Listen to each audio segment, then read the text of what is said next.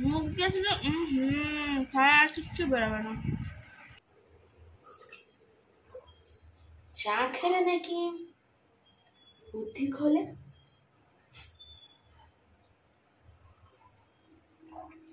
এটা কিন্তু একদমই আমার কথা নয়, যারা চা খায় তাদের কথা।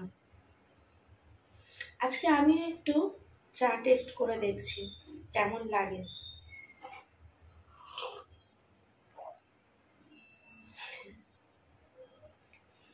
আর আমি কেন রান্নাঘরে, তোমরা অবশ্যই ভাবছো আমি মানেই তো স্পেশাল, মানে রান্নাঘরে ঢুকেছি মানে স্পেশাল কিছু রান্না হবে, এটা জানারই বিষয়। তো চলো আজকে আমি কি কি জোগাড় করে ফেলেছি সেটা তোমাদের একটু দেখাই। চলো দেখি। গুড ইভিনিং সন্ধ্যের চায়ের সাথে। যদিও তোমরা জানো আমি কিন্তু একদমই চা খাই না, চা খেতে ভালোবাসি না, কিন্তু ঠান্ডা ঠান্ডা লাগলে একটু খেতে হয়। গলাটা একটু খুসখুস করছে, তাই ভাবলাম একটু আদা চা খাই। এই দেখো আদা চা। আমি কিন্তু দুধ চা একদমই খাই না, লিকার চাও খেতাম না যদি গলাটা না খুসখুস করতো। প্রথমেই দেখো এখানে একটা থালার মধ্যে আমি কেটে নিয়েছি, মানে পেঁয়াজ কুচিয়ে নিয়েছি, এখানে কটা পেঁয়াজ গোটাও রেখেছি, এখানে রসুন, আর এখানে দুটো বড় বড় সাইজের টমেটো নিয়ে নিয়েছি। আর এখানে দেখো কত বড় বড় করে কেটেছি আলু। আর এখানে কি আছে, এখানে আছে দেখো বাসমতি রাইস ভেজানো। 2 ঘন্টা ভিজিয়ে রাখলে বেশ চালটা লম্বা লম্বা হয়, সবাই এটাই বলে, মানে এটাই বলে আর কি, আমার মাও সেটাই বলে, তাই জন্য চালটাকে ভিজিয়ে রেখেছি।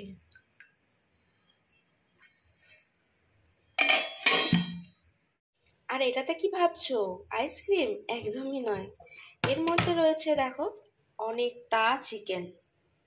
এটা আমি কিন্তু বিকেলবেলা বার করে দিয়েছিলাম, না হলে বরফ গলতো না। কাল রাতে চিকেনটা এনে রেখেছি। এই দেখো এবার এই চিকেনটা বসিয়ে দেবো। তার আগে আমাকে একটু বাটা মশলা জোগাড় করে নিতে হবে, করে নেওয়া যাক। একটা মিক্সির বাটি নিয়ে নিয়েছি, এবার এর মধ্যে রসুন পেঁয়াজের সঙ্গে সঙ্গে নিয়ে নিচ্ছি এই দেখো দুটো বড় সাইজের টমেটো।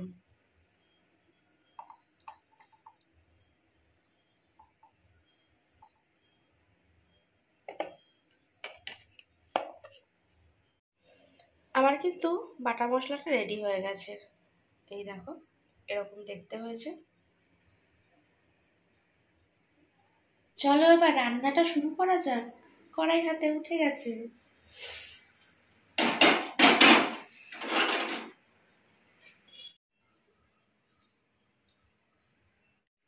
কড়াইতে কিন্তু তেল দিয়ে দিয়েছি, তেলটাও কিন্তু বেশ ভালোভাবে গরম হয়ে গেছে।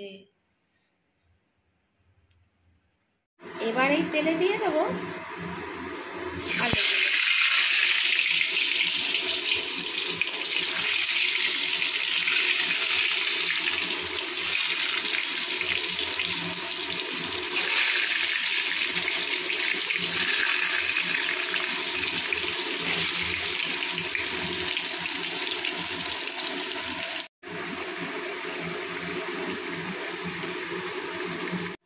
তেলের মধ্যে পেঁয়াজ পড়ে গেছে,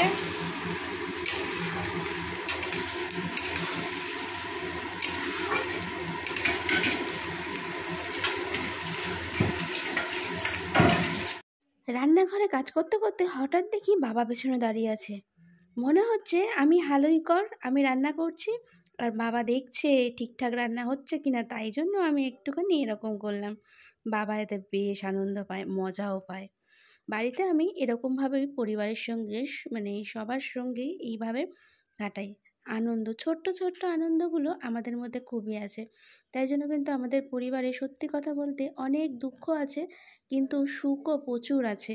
দুঃখটা আসে অন্য মানুষের জন্য, আর সুখটা আসে আমাদের এই পরিবারের মানুষগুলোর জন্য। কারণ আমরা একে অপরকে ভালো রাখতে জানি, আমরা একে অপরের সুখ দুঃখ ভাগ করে নিতে জানি। কারুর দুঃখ কষ্ট হলে আমরা পাশে থাকি। আগে পেঁয়াজটা ভালোভাবে ভাজা হয়ে গেছে, খুব সুন্দর একটা গন্ধ বেরোচ্ছে। এবার আমি বাটা পেস্ট মশলাটা যে এটা আমি দিয়ে দেবো।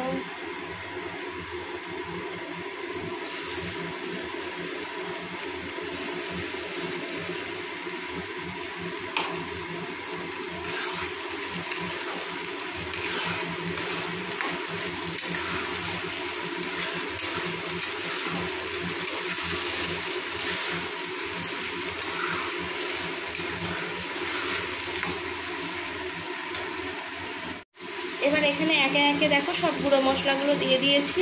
এখানে হলুদ দিয়েছি, লঙ্কার গুঁড়ো দিয়েছি, জিরে গুঁড়ো দিয়েছি, আর এখানে দিয়েছি নুন। এবার সব কটাকে ভালো করে মিশিয়ে নেব।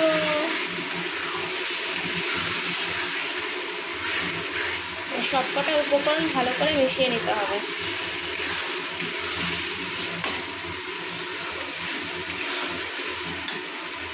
আমি কিন্তু সবসময় মশলাটাকে একটু আগে ভালো করে কষিয়ে নিই। এরপর আমি মশলার মধ্যে দিয়ে দেবো চিকেনটা।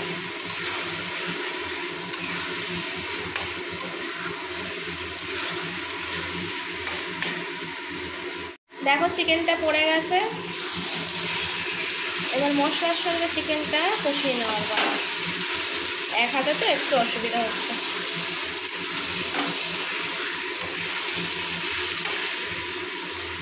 কষানোটা জাস্ট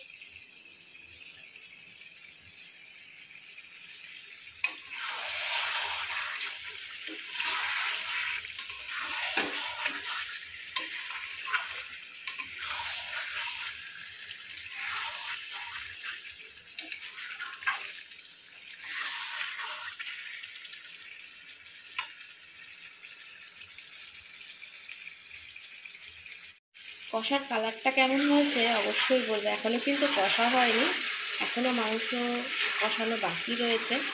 আর আমি কিন্তু পুরো রান্নাটা গরম জলে করব, তার জন্য গরম জল কষিয়ে দিয়েছি।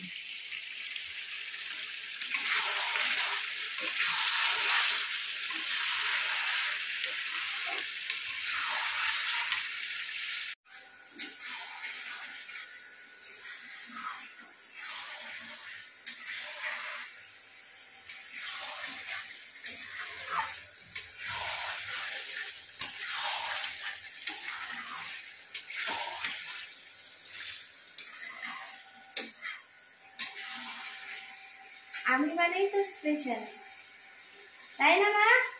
আমি মানে স্পেশাল, বড় রাঁধুনি।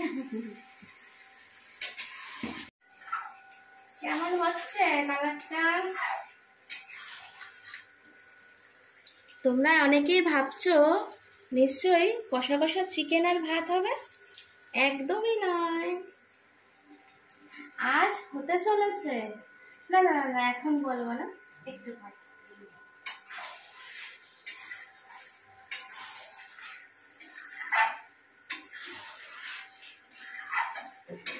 এবার একটা দেখো মিক্সার গ্রাইন্ডার বাটিতে নিয়ে নিয়েছি আমন্ড, একটু সাদা তিল, আর রয়েছে এখানে টক দই। সবকটা একসঙ্গে ভালো করে পেস্ট করে নেব।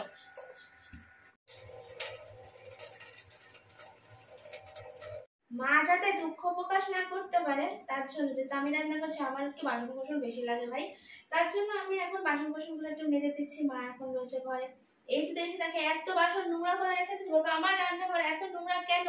আমি করি যখন তখন তো এত বাসন লাগে না। তার জন্য এখন আমি বাসন কোসন সব মেজে নিচ্ছি। ওইদিকে অলরেডি অনেকগুলো বাসন মানে মেজে ধুয়ে রেখে দিয়েছি, আর এদিকে চাপিয়ে দিয়েছি। কি হচ্ছে বুঝতে পেরে গেছো? আর কিছু বলতে হবে না, ব্যাস। এবার এই দেখো বিরিয়ানির হাঁড়ি নেমে গেছে। মা চলে আসো।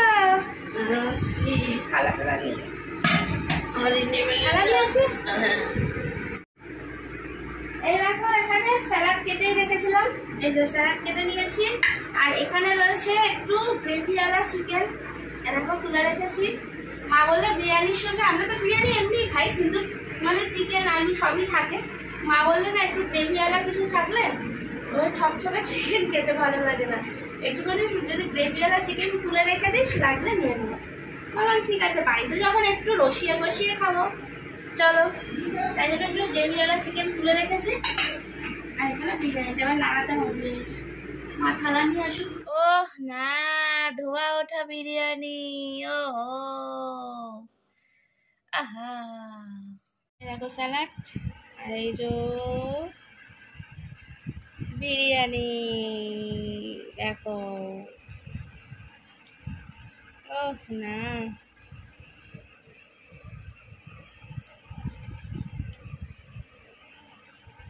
এবার টেস্ট করার পালা। গরম গরম হাঁড়ি থেকে নামিয়ে এই বিরিয়ানি।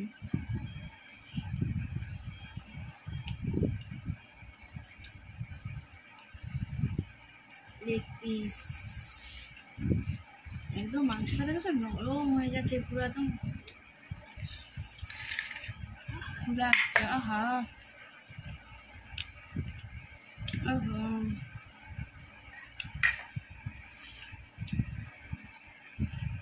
আমার পেঁয়াজ, বিরিয়ানির সঙ্গে একটু পেঁয়াজ। ওহো,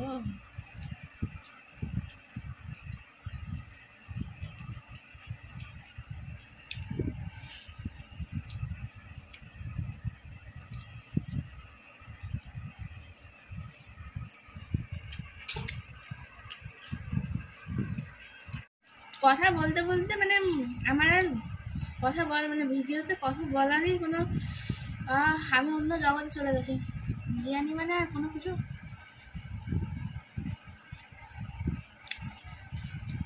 মুখ দিয়ে শুধু ছাড়া আর কিচ্ছু বেরোবে না। আলুটা মাংসটা একদম পারফেক্ট, সব কিছু হয়ে যায়। আমার কেমন হয়েছে মা? খুব ভালো। আলুটাও সিদ্ধ হয়েছে ভালো, মাংসটা কিন্তু করে। ওহো,